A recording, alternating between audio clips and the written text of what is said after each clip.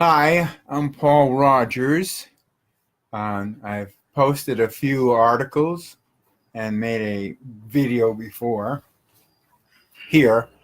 And today I wanted to, I know it's Saturday and nobody wants to work. I wanted to review one of my books. It's a grammar book focusing on verb tenses. And I wanted to show how I use my method, which I call bilingual and phonetic. I focus a lot on phonetics to teach pronunciation because English pronunciation is very difficult, and learning the pronunciation of a foreign language is very important. And one trick I use whenever I teach anything is I usually use the most common words. For example, if you want to teach a certain lesson, such as verbs, I focus on, say, for example, the most common, the 20 most common verbs, or the 100, or whatever is appropriate, or like a vocabulary in the classroom. You would focus on the most common words you would use, and that way you could use it as a base. But in any case, what I'd like to do today is show you the lesson I have in my intermediate book, which the lesson I want to show you focuses on the pronunciation of the past tense. As you know, the pronunciation of the past tense of regular verbs is divided into three groups: verbs that end with the sound of d, verbs that end with the sound of t, and verbs that end with the sound of ed. So I begin with verbs that end with the sound t. And as you can see, the explanation is in Spanish. And I write my explanations in Spanish as best I can, or I have somebody help me translate, primarily to make sure that the lesson is clearly understood by the student, so there's no confusion. Then I give a few examples, and then we usually read it out loud in class, and in this case, I will demonstrate how to say, for example, laughed. I exaggerate, because when you first learn how to pronounce a foreign language, a foreign sound, it's good to exaggerate until you can say it with ease. So we have asked, baked, cooked, helped, etc. That's group one, sound of T. Group two is the sound of ed. And I demonstrate like this: accepted, acted, connected, etc. Then the third group is with the sound of d: concerned, copied, covered. And then after I review it, then we go back and I have the class, for example, repeat after me.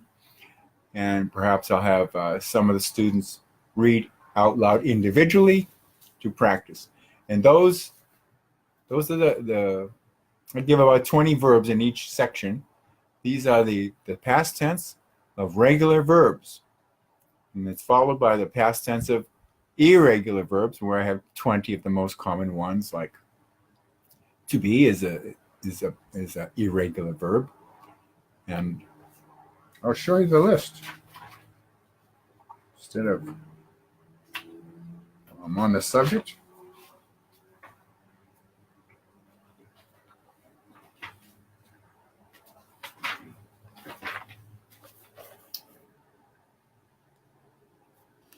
Now, we have bring. When I show the verbs with GH, I usually explain that they're part of a family. And as you know, the sound of GH is a very strange sound because it has no sound.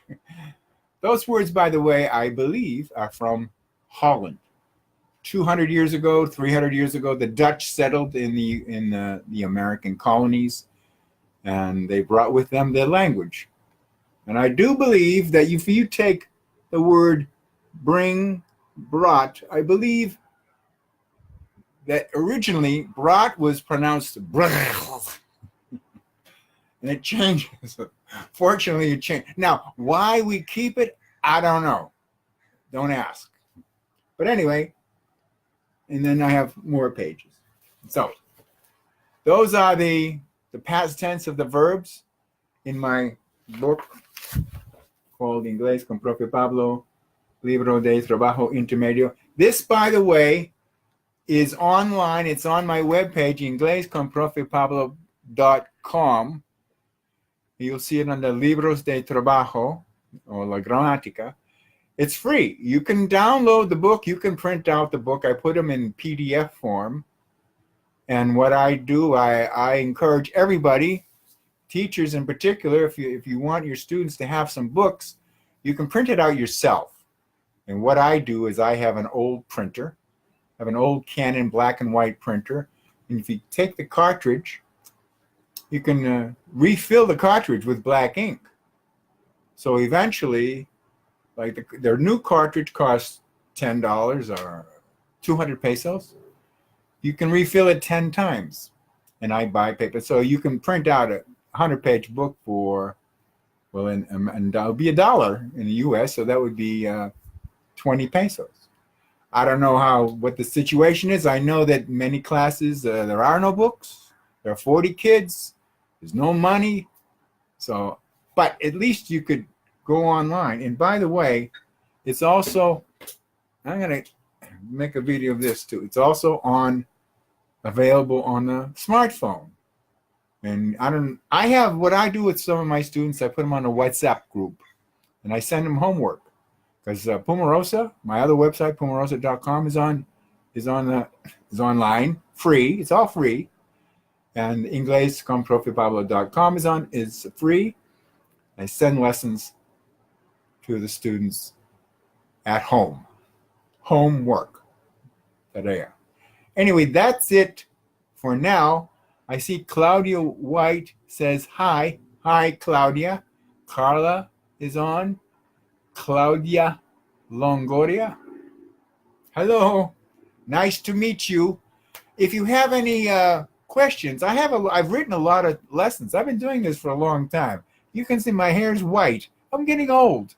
I've been doing this for a long time, and I have a mountain of stuff. And you can always people ask me questions through WhatsApp. If I don't know the answer, if I haven't written a lesson about it, I go to Google. Google has the answer. So this way, I encourage everybody to begin to study on their own independently. Okay. I have a lot more stuff to do, but that's it for now. See you later. Bye-bye.